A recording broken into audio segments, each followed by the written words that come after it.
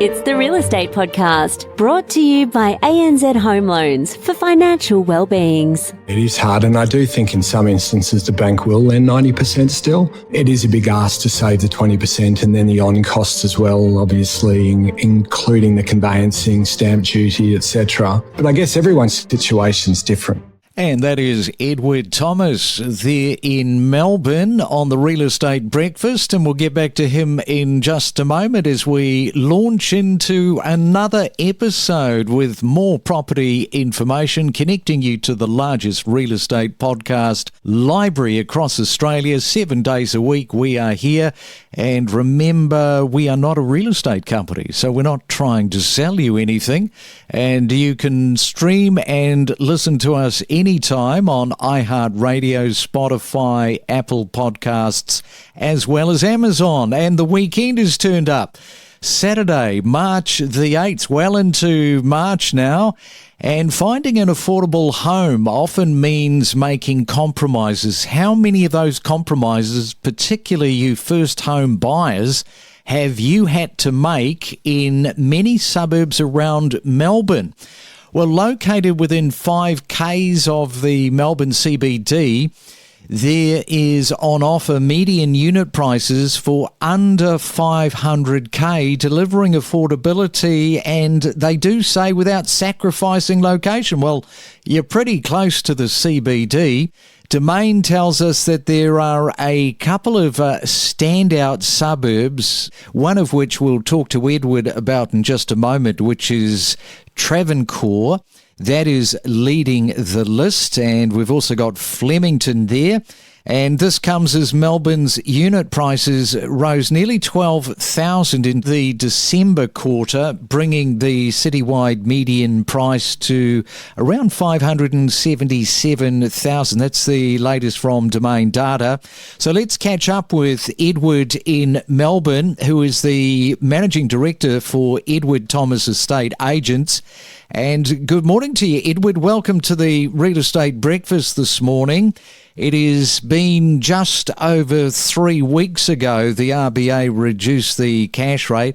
We were talking about this the other day, just in terms of what does it actually mean for buyers and also sellers, I guess, moving into another property. So what is happening in the suburbs that you represent there? Yeah, good morning, and thank you very much for having me on your podcast this morning. So I guess in answer to your question, there's been a hell of a lot of supply that has obviously hit the market in our core areas, and that's really helped obviously the choice for buyers.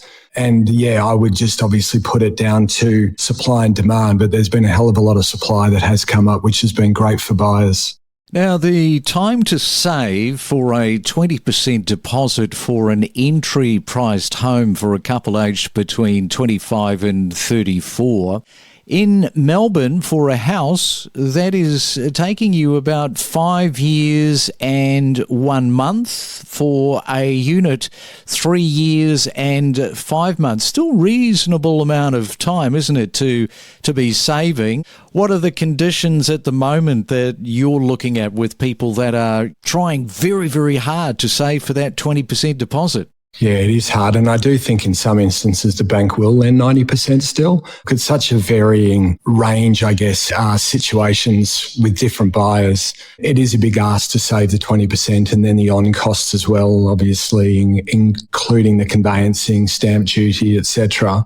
But I guess everyone's situation's different. There are buyers out there that have saved that money and that are ready to go. There are buyers out there that are looking towards their family for assistance to be able to get that 20%, to be able to get out of the rental market, be able to purchase, and then even potentially be able to pay that money back to whether it be their mother or father or both over a length of time. Now, I mentioned Travancore. This is leading the list there in Melbourne with very affordable pricing. The median of a unit, $373,500. Tell the first-time buyers that are listening a little bit about this suburb. I know you were telling me off here it's not that big. It's a suburb that most people, I think, across the state of Victoria probably haven't heard of. It's a very small suburb that is in between Flemington and Ascot Vale. It's got great access to all part of Melbourne. It really is a wonderful location. You've got easy access straight on to CityLink, straight out to the airport.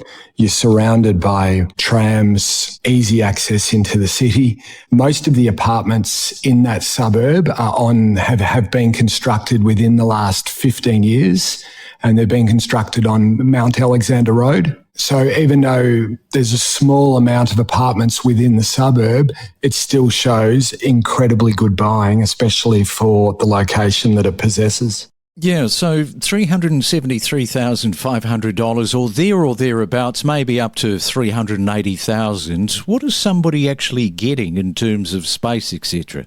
Look, the average apartment size that's been constructed there would be between 50 to 60 square metres. You get the 2 bedrooms, you get 1 bathroom, and in most cases you get a car space as well.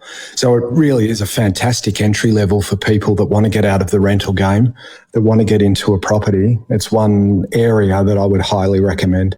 And what about Kensington? Because for under 500K, buyers have got a bit of a choice there. Very much high demand and strong turnover, indicating that growing appeal among both homeowners and investors. So what's happening around Kensington these days for both, and I should mention, both first-time buyers.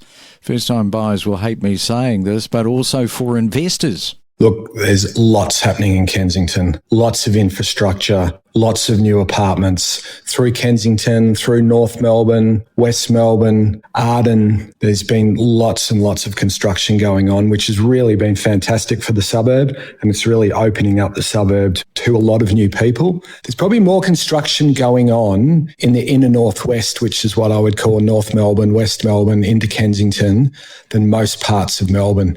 We're fortunate the fact that we're going to have the new metro link that's going to be open. My understanding is at the end of this year, which is going to incorporate the new Arden station, which is going to link the Kensington, West Melbourne, North Melbourne market up to the new Anzac station on St Kilda Road.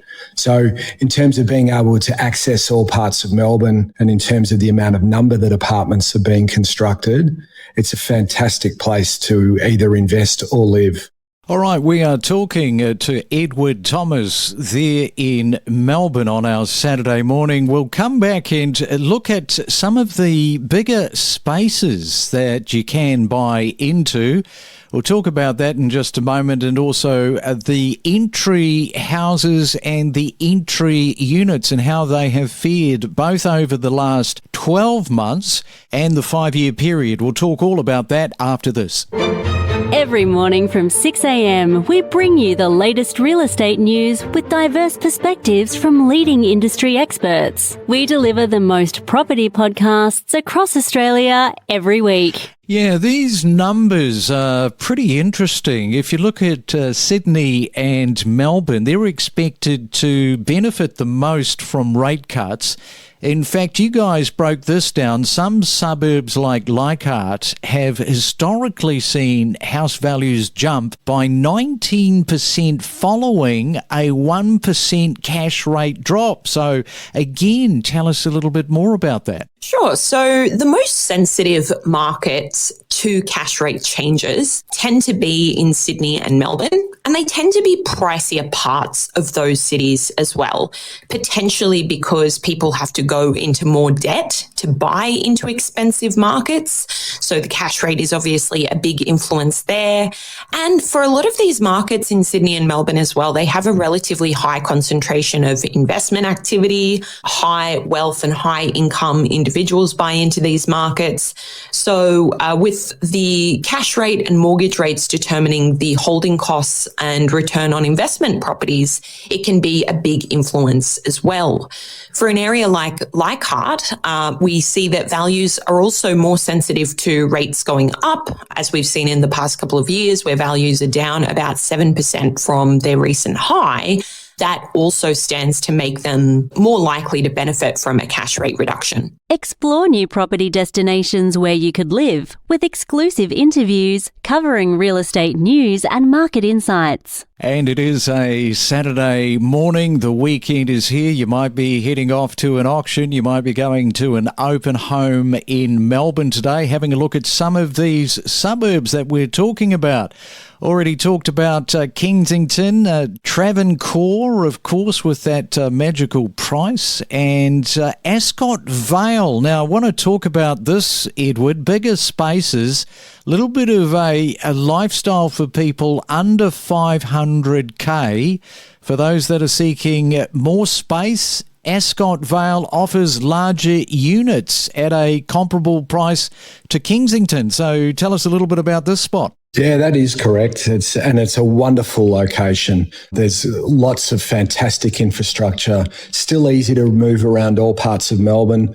While it is approximately 8 kilometres from the city, where Kensington's sitting at about 5 kilometres from the city, the infrastructure in Ascot Vale, the extra size in the apartments, and there's a lot more variety in Ascot Vale between the older apartments and the newer apartments.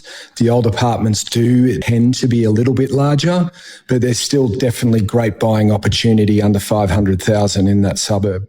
Don't forget, of course, make sure that you do your strata due diligence. Make sure that you are right across that if you are buying a unit. Now, let's have a look at the Melbourne entry house price point at the moment. This is from Domain, $670,000. Over a 12-month period, what has the growth been on the entry homes in Melbourne? 0 is the answer. Over a 5-year period, 11.7%, 70k in your pocket.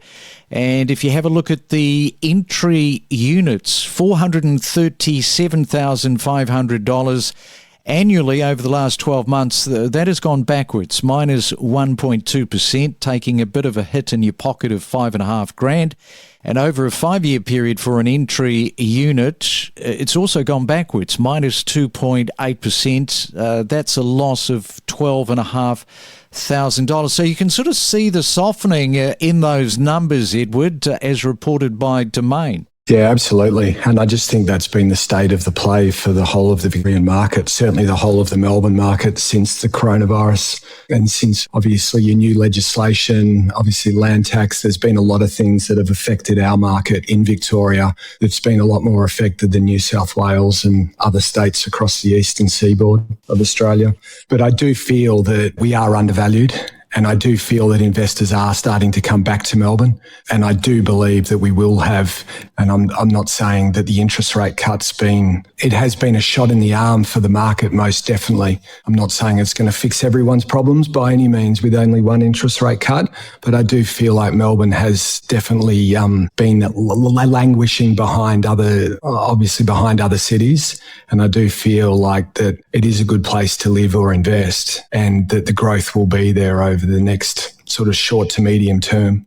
All right, thank you for sort of breaking all of that down and coming on to the real estate breakfast on our Saturday morning. Enjoy your weekend and, have a great 2025. Yeah, thank you very much. Thank you for having me. Every week, real estate transactions take place as the market shifts month by month. And every day, we keep you better informed and updated. Investors are buying sight unseen, subject to building and pest inspection. Now, the draw card for Toowoomba investors is the fact that it is a constant growth. And when they ever have to sell, they know they're going to grow their money. And before I let you go, congratulations too, because I understand that you're one of the highest achieving real estate agents for RE/MAX right around the country. Did you say the top selling agent? Yes, I just won that big award, which I'm very thankful to all my sellers who trust me to sell their properties for them. Yes, I did win that big award. Number 1 in Australia for the most amount of properties sold and the most amount of commission generated. So that was really exciting and very, very thankful for. We connect you to the best real estate information across Australia. The Real Estate Podcast.